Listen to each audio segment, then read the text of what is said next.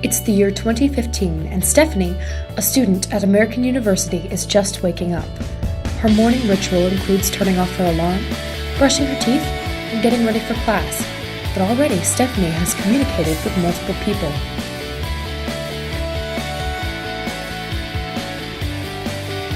Stephanie speaks to her roommate, Emily, who responds positively.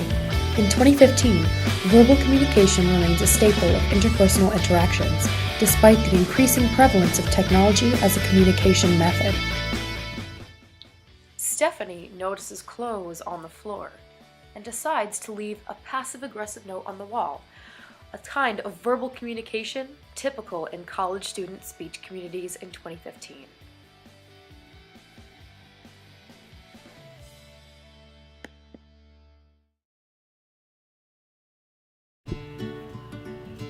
But roommate Emily is oblivious to this conflict and walks to class, discussing the upcoming events of the day with her friend who is abroad in Belgium. WhatsApp is one of the many applications innovated to work alongside smartphone technology to connect people regardless of distance. In class, today's interpersonal communication is seen in all of its highs and lows. While working in class, Emily practices her communication skills in a multitude of ways, from listening to speaking to encoding and decoding body language. Tim Elmore, founding president of Growing Leaders, notes that millennials have adapted so much to constant stimulation by technology in the past 10 years that their attention spans have shortened. Generation Xers, and previous generations, must adapt to these changes as technology and physiology begin to interact on a physiological level in the upcoming workforce. When Emily meets Scott for lunch, they have a typical 2015 conversation. An Elon University study of 233 Gen Yers suggested that the quantity of interpersonal communication has increased dramatically over the past 8 years, facilitated by text messaging, email, and the undeniable rise of social media. However, the study found that although quantity of messaging increased, the quality decreased, meaning millennials have more conversations of less value. This has translated to the world of love as well. Match.com turns 20 this year and is struggling hard to stay relevant in a world of mobile dating apps like Tinder and Hinge, which are based primarily on images of users and their relative locations to other users.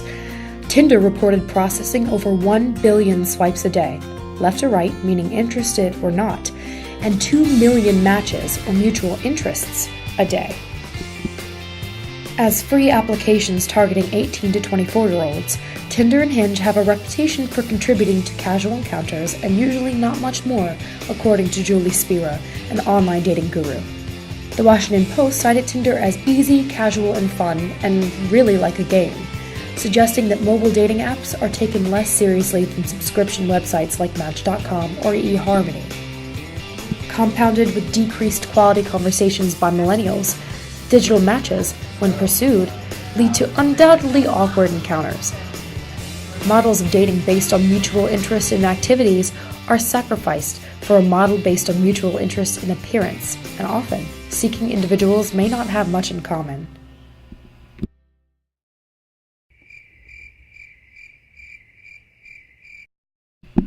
These apps facilitate face-to-face contact, allowing users with mutual interest in one another to message each other and potentially meet up, while apps like Tinder and Hinge promote meeting in person.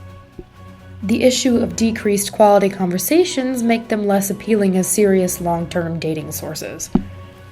When Janine returns home, she immediately tweets her bad date experience to her 1,500 followers, of whom she personally knows around 300. According to uses and gratification theory, communicators seek particular messaging for specific reasons, from entertainment to information to validation to talking about a bad date. As of 2015, selectivity has become a linchpin in interpersonal communication. DePaul University professor Paul Booth notes that there is a lack of diversity in the number of viewpoints today's communicators subject themselves to. If Roxy calls Janine and Janine doesn't want to share, solitude is only a button away.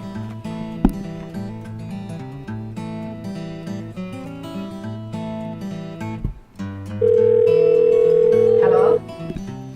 Heather Human of Kachinko.com defines millennials as tech-savvy, multitasking generation, and the name is fitting. Roxy is constantly communicating, texting friends while doing homework and using social media in short spurts to stimulate her attention as she works.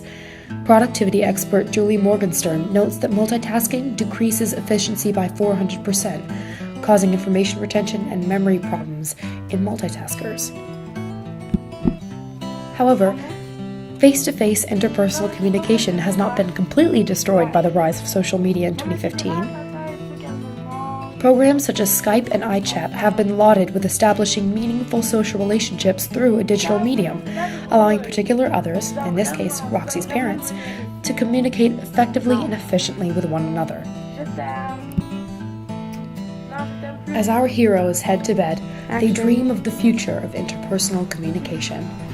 Possible predictions for interpersonal communication in 2020 include increased accessibility to communication, perhaps even through physiological implants, think like a fusion between Google Glass and LASIK, decreased face-to-face communication, and different value placed on nonverbal communication as images and text replace physical presence.